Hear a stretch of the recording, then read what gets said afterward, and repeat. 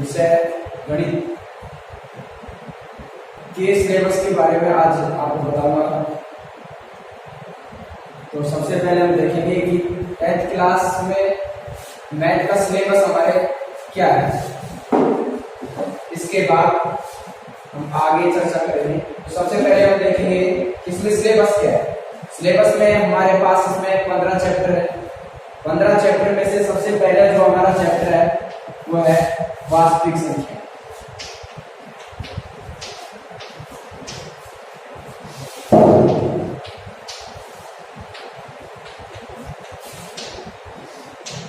दूसरा जो चैप्टर हमारे पास होगा वो है बहुपद। तीसरा चैप्टर दो चरों वाले रैखिक संख्या।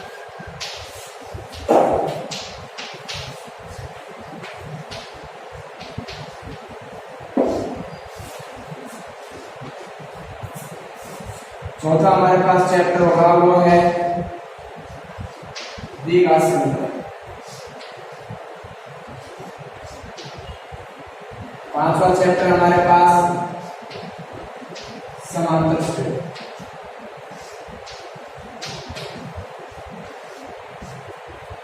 छठा चैप्टर हमारे पास त्रिभुज। सातवां जो चैप्टर है वो हमारे पास है निर्देशांक ज्यामिति।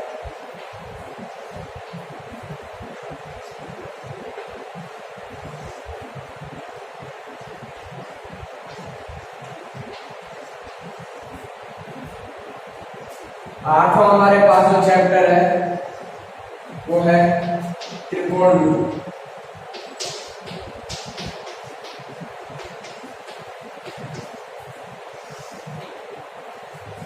नवा हमारे पास चैप्टर है त्रिकोणमिति के अनुप्रयोग।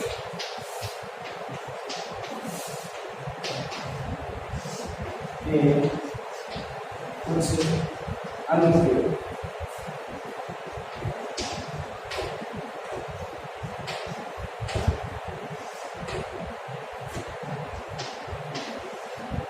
दसवां जो चैप्टर है हमारे पास वो है वृत्त। 11वां चैप्टर हमारे पास है रचनाएं।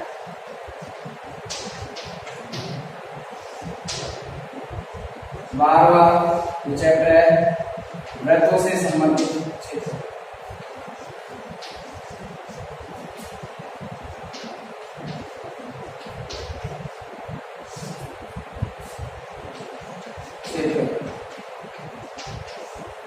तेरहवां जो हमारे पास चैप्टर है वह है पृष्ठीय क्षेत्रफल एवं आयतन।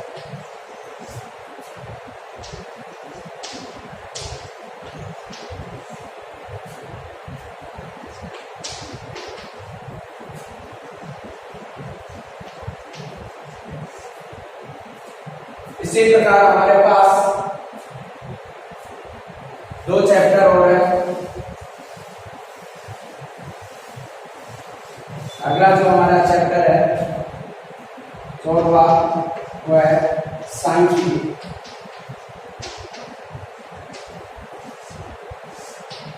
और 15वां जो लास्ट चैप्टर है वो हमारा है राइट। इस प्रकार से हमारे 10th क्लास के मैथ का जो सिलेबस है उसको 15 चैप्टरों में विभाजित किया गया है। प्रत्येक चैप्टर का अपना एक नंबर है और इस प्रकार से हम एक एक करके प्रत्येक चैप्टर के बारे में अध्ययन करेंगे। तो हम सबसे पहले बात करेंगे वास्तविक संख्या। तो हम ये वास्तविक संख्या होती क्या है इसको जानने के लिए सबसे पहले हम परिमेय और अपरिमेय संख्याओं के बारे में जानेंगे। तो सबसे पहले हमारे पास आई परिमेय संख्या।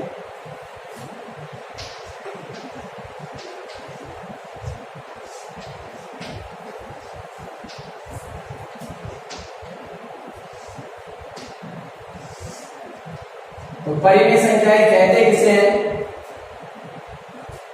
ऐसे संख्याएं जिन्हें हम P बटे Q के रूप में लिख सकते हैं, जहां Q का मान 0 नहीं होना चाहिए, तो हम लिख सकते हैं ऐसी संख्याएं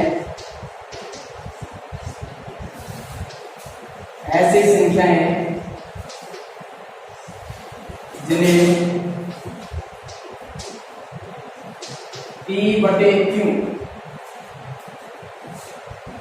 के रूप में लिखा जा सकता है।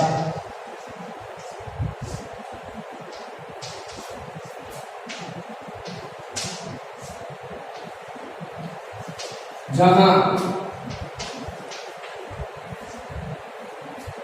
Q का मान 0 नहीं हो, परिमेय संख्या कहलाती है।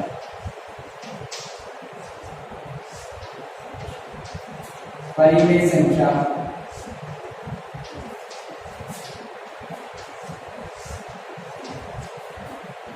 एग्जाम्पल के लिए हम देखें तो सभी प्राकृतिक संख्याएं, जैसे 1 है, 5 है, 7, इनके नीचे हम कुछ भी नहीं है तो 1 मान लेंगे, तो ये संख्या हो जाएगी P बटे P का मान यहाँ 1 हो जाएगा, Q का मान भी यहाँ क्या होगा 1। इसी प्रकार 5 को भी हम P बटे Q के रूप में लिख सकते हैं, क्योंकि 5 बटे में हम 1 मान सकते हैं। इस प्रकार ये भी P बटे Q के रूप में हो जाएगी। आगे देखिए तो ऐसे लिख सकते हैं 2 बटे 7, 5 बटे 7, ये सभी परिमेय संख्या। 0.1 ये भी एक परिमेय संख्या है, क्योंकि जब भी हम यहाँ से पॉइंट उठाएंगे और पॉइंट उठाने के बाद हर में हम 0 लगाएंगे तो ये हो जाएगा 1/10, जो कि P बटे Q के रूप में है, इसलिए ये भी क्या है परिमेय संख्या। तो ऐसी संख्याएं जिन्हें हम P बटे Q के रूप में तो लिख सकते हैं, लेकिन Q का मान 0 नहीं होना चाहिए। Q का मान 0 होने पर संख्या अपरिभाषित होगी, इसलिए परिमेय संख्या नहीं है। इसी प्रकार अगला है हमारे पास अपरिमेय संख्या।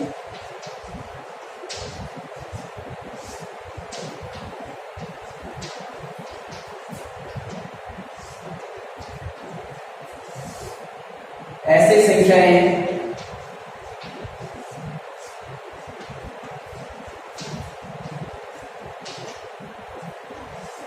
जिन्हें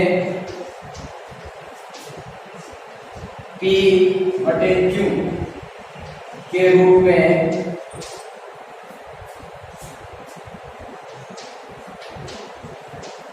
नहीं लिख सकते हैं,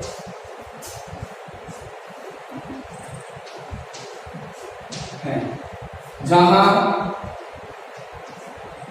Q का मान 0 नहीं हो, अपरिमेय संख्या है।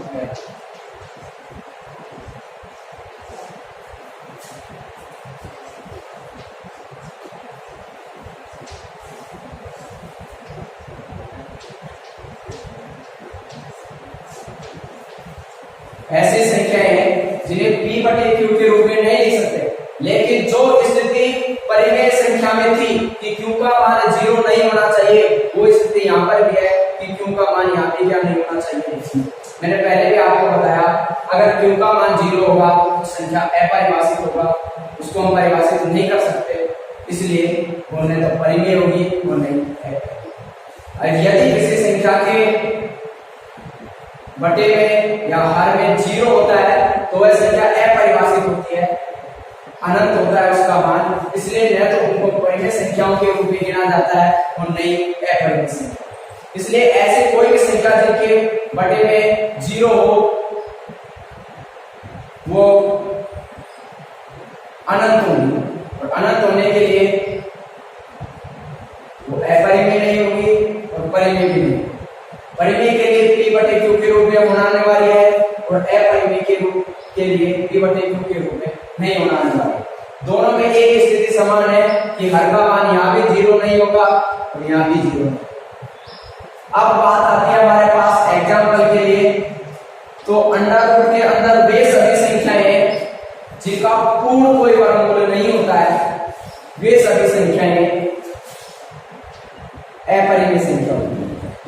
√2 है। 2 का कोई पूर्ण वर्गमूल नहीं होता है, इसलिए क्या है अपरिमेय। इसी प्रकार √5 है, ये भी अपरिमेय संख्या है। √7 है, ये भी अपरिमेय संख्या है।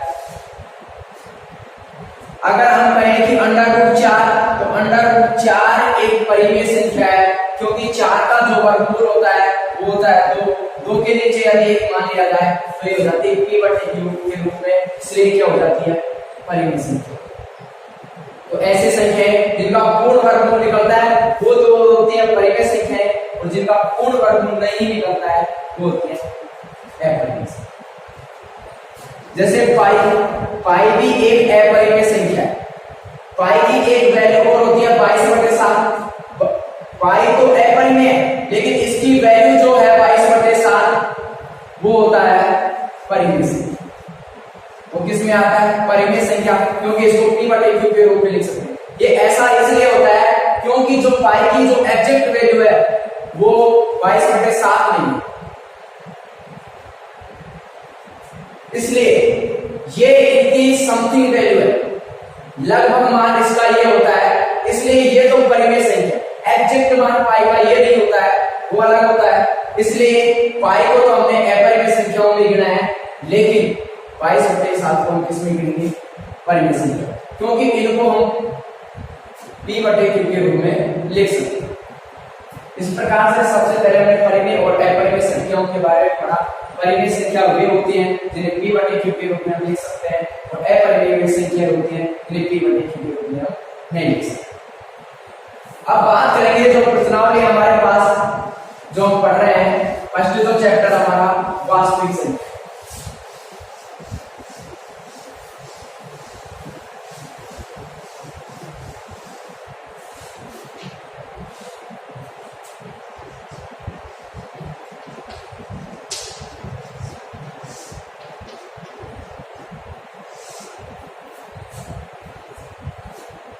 वास्तविक संख्या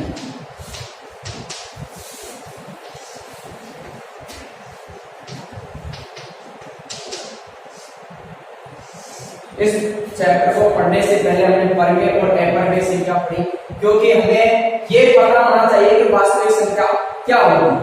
वास्तविक संख्याओं के बारे में जानने के लिए इससे संबंधित जो चीज थी परिमेय और अपरिमेय संख्या, उनको पहले हमने जाना। इसके बाद हम इसको जानेंगे कि वास्तविक संख्याएं होती क्या है, किसे कहते हैं वास्तविक संख्या।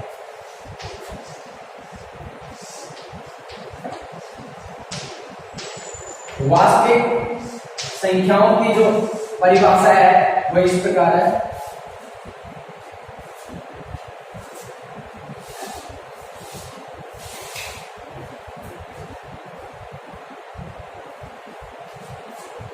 देखिए परिमेय और अपरिमेय,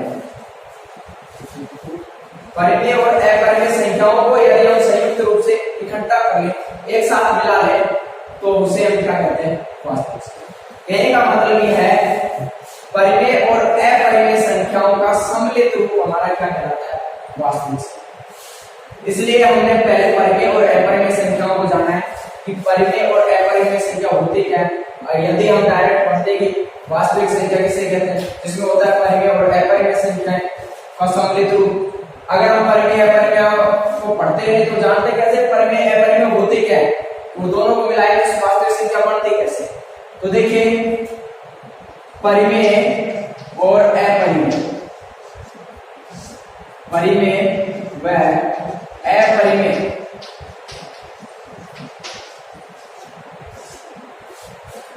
संख्याओं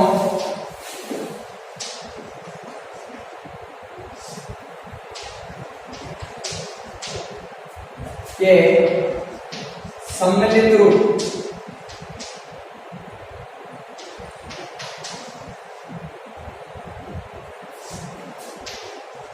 को वास्तविक संख्या कहते हैं।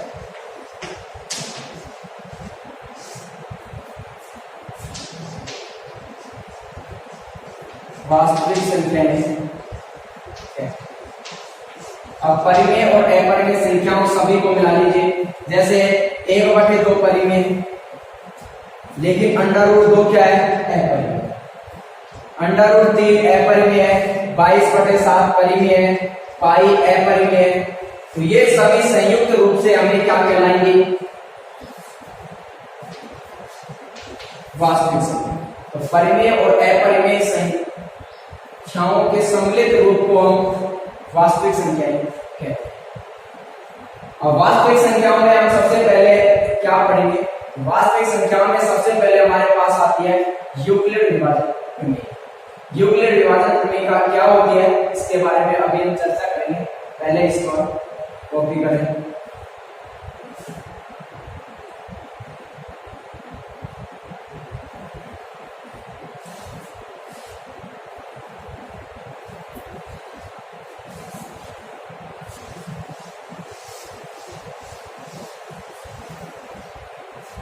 अब हम पढ़ेंगे यूक्लिड विभाजन प्रमेय का बारे।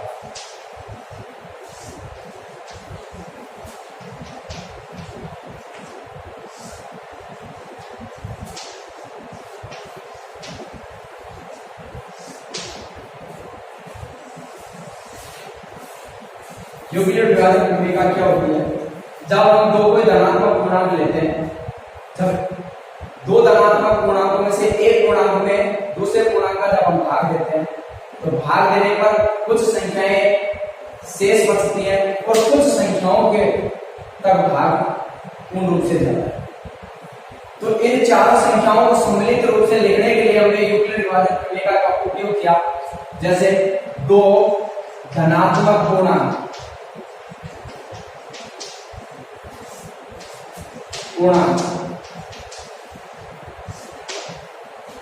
ए व बी दिए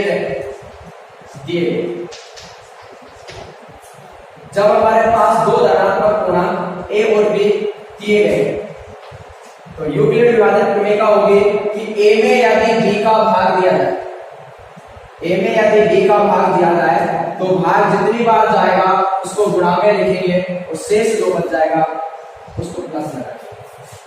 यहां हो जाएगा a बराबर b गुणा q प्लस r।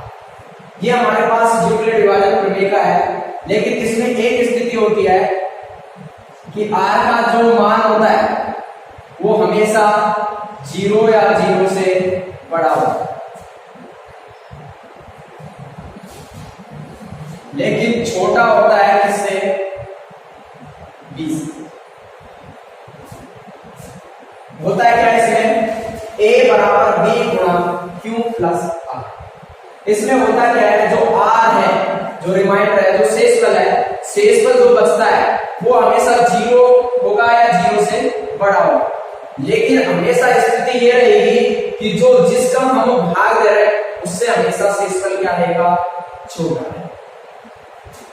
अब यदि इसको दूसरे रूप में लिखे तो हम ऐसे लिख सकते हैं, भाज्य बराबर भाजक इंटू भागफल और प्लस शेष।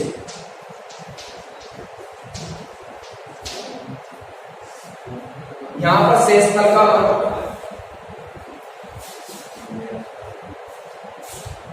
का जो मान होगा वो 0 होगा या 0 से बड़ा होगा, लेकिन भाजक से हमेशा क्या होगा? छोटा। अब इससे संबंधित हम सवाल करेंगे। एक तरीके से हम इसे भाग करने की एक विधि कहते हैं जिसे विभाजन एल्गोरिथम कहते हैं। तो ये एचसीएफ निकालने की एक भाग विधि है जिससे हम किन्हीं भी संख्याओं का एचसीएफ निकाल सकते हैं। तो आगे हम इस विधि से यूक्लिड विभाजन प्रमेय से हम दो संख्याओं का एचसीएफ निकालना पड़ेंगे। तो एग्जांपल के लिए एक संख्या लेते हैं हम।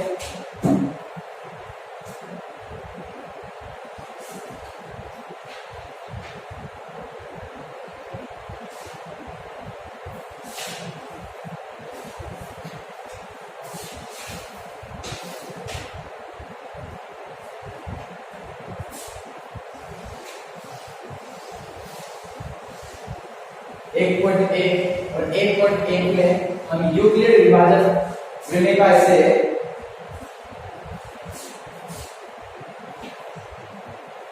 1.1 जिसमें हम यूक्लिड विभाजन प्रमेय से एचसीएफ निकालना सीखेंगे। एचसीएफ होता क्या है? दो संख्याओं का एचसीएफ होता क्या है? तो ऐसी दो संख्याएं जिनमें बड़ी से बड़ी वह कौन सी संख्या है जिसका भाग जा सकता है, सेम संख्या जिसका भाग दोनों में जाए। तो 12 और हम 8 लेते हैं, तो इनमें ऐसी कौन सी बड़ी से बड़ी संख्या है जो दोनों संख्याओं को विभाजित कर सके, वो इस संख्या की एचसीएफ होगी। तो ऐसी कौन सी संख्या आएगी जो दोनों को विभाजित करेगी? सबसे छोटी जो संख्या होगी वो 2 होगी, 2 का भाग 2 में जाएगा। फिर 3 का देंगे तो 3 का भाग 12 में तो जाएगा लेकिन 8 में जाएगा। अब इसके बाद हम भाग दें 4 का, तो 4 12 को डिवाइड कर रहा है 3 बार और 4 8 को डिवाइड कर रहा है 2 बार, तो 4 का भाग दोनों में जा रहा है। इससे आगे ऐसी कोई संख्या नहीं है जिसका भाग दोनों संख्याओं में संयुक्त रूप से जा सके। तो 4 वह बड़ी से बड़ी संख्या हो गई जिसका भाग दोनों संख्याओं में जा रहा है, इसलिए यह बड़ी से बड़ी संख्या इन दोनों संख्याओं का क्या होगा? एचसीएफ। इसका मतलब होता है हाईएस्ट कॉमन फैक्टर, ऐसा गुणनखंड जिसका दोनों संख्याओं में समान रूप से भाग है। तो ऐसी वह संख्या होती है, वह बड़ी से बड़ी संख्या होती है जिनका हम एचसीएफ निकालते हैं, उन दोनों संख्याओं को पूर्ण रूप में विभाजित करें। तो पहला जो सवाल है हमारे पास, पहले का पहला, वो संख्या इस प्रकार से हमें दी गई है 135 और 200। इन दोनों संख्याओं का हमें एचसीएफ ज्ञात करना है। यूक्लिड विभाजन प्रमेय का प्रयोग करते हुए हम सबसे पहले 135 और 225 का एचसीएफ, किसका उपयोग करना है? यूक्लिड विभाजन प्रमेय का।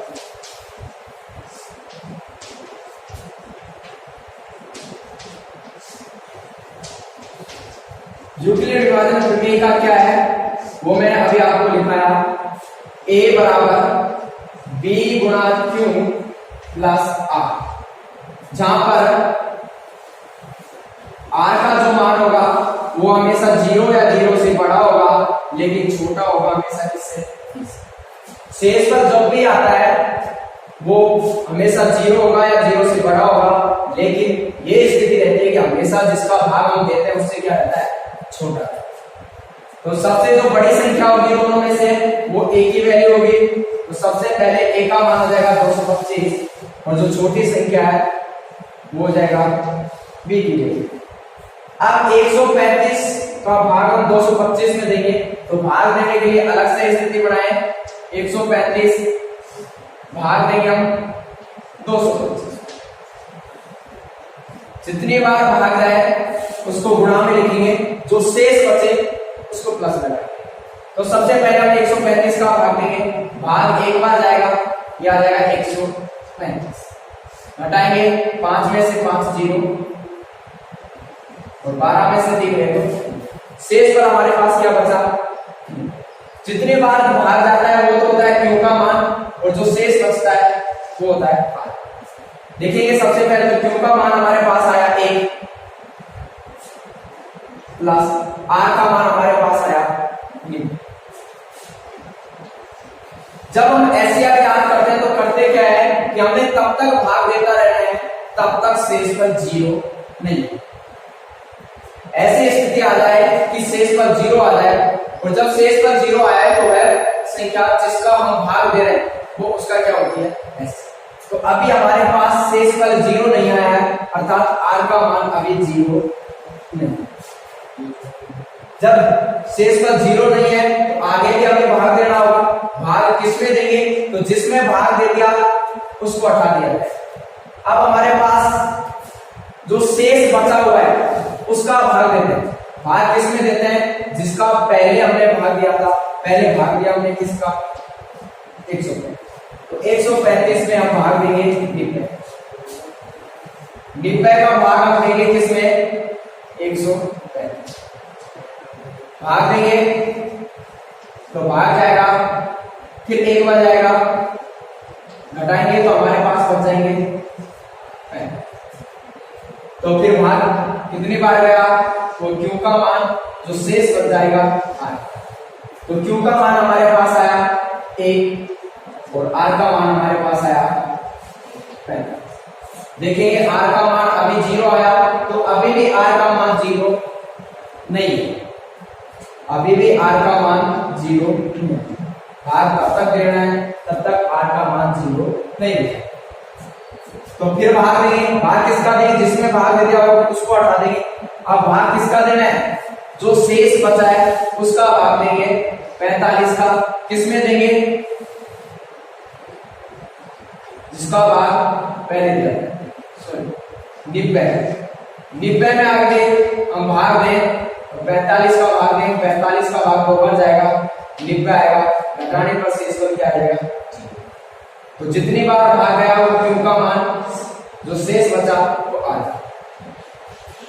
तो भाग दिया हमने किसका, 45। किसमें दिया, भाग दिया 90 में, किसका दिया 45। भाग कितनी बार गया, यहां से देख लेंगे, भाग गया 2 बार, शेष बल क्या आया 0।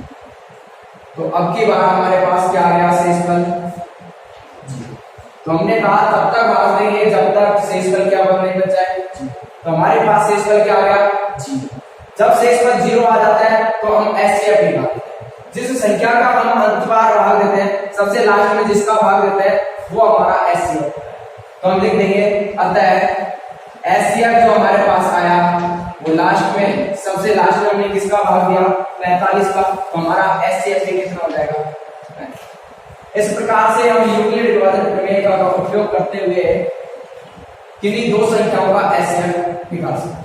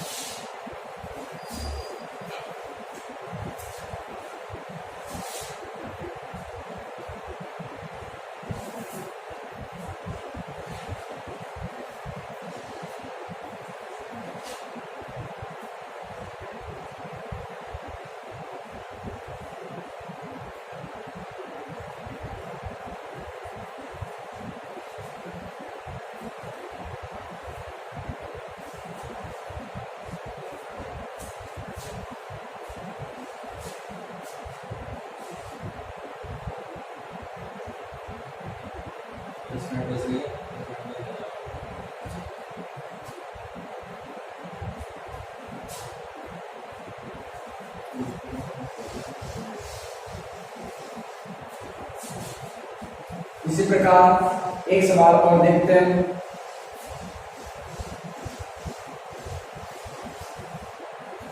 संख्या हमारे पास है 196 और 38,820।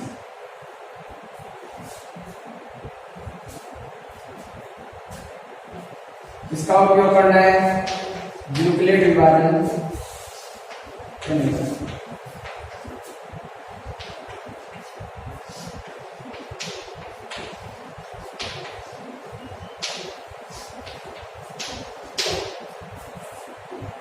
यूक्लिड विभाजन प्रमेय का हमारे पास क्या है, a बराबर b गुणा q प्लस r। जहां पर होगा क्या कि r की जो मान होगा वो 0 होगा या 0 से बड़ा होगा, लेकिन हमेशा छोटा होगा किससे 20। शेष पर हमेशा 0 होगा या 0 से बड़ा होगा, लेकिन हमेशा 20 से क्या होगा छोटा।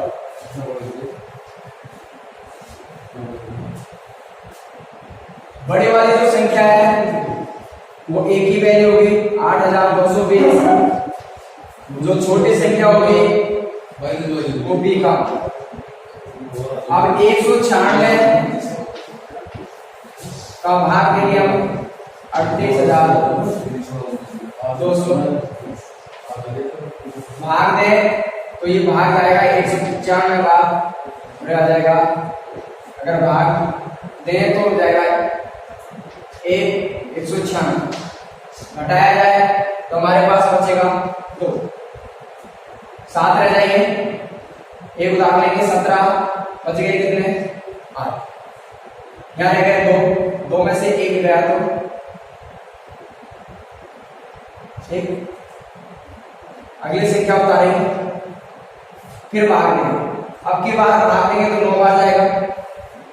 9 की 54 हासिल की 5 81 5 86 हासिल की 8 9 एकम 9 9 8 हमारे पास बच गए कितने 12 12 में 4 गए तो 8 11 11 में से 6 गए तो 5 7 7 में से 7 गए तो 0। आगे उतारेंगे हम 0। अब 196 का भाग 580 में दें तो हमारे पास जाएगा 5 या देंगे 500 शेष में बच जाएगा 0। इस प्रकार भाग जाएगा हमारा 195 भाग और शेष हमारे पास क्या बच जाएगा 0। यहाँ पहली बार में हमारे पास शेष पर 0 आ गया है तो r बराबर क्या हो गया 0 और अंत में हमने भाग दिया किसका 196 का। अतः हमारा HCF कितना हो जाएगा 196। जिस संख्या का भाग देने पर पूरा भाग जाता है वो संख्या ही हमारा HCF होती है। तो सबसे लास्ट में हमने भाग दिया 196 का जो पूरा भाग है 195 वाला, शेष पर हमारे पास 0 बचा। इस प्रकार r का मान 0 आने पर 196 हमारा क्या हो जाएगा HCF। इस प्रकार हम आगे भी किन्हीं भी दो संख्याओं का हम HCF निकाल सकते हैं। और जो सवाल शेष है वो आपके लिए बेकार है। अगला सवाल जो है तीसरा जो है 867 और 200। ये आप सभी के लिए बेकार है। आप घर पे इसी विधि का उपयोग करते हुए इसको हल करेंगे। यदि कुछ समझ में नहीं आए तो मेरे मोबाइल नंबर 8875 2275 08 पे संपर्क कर सकते।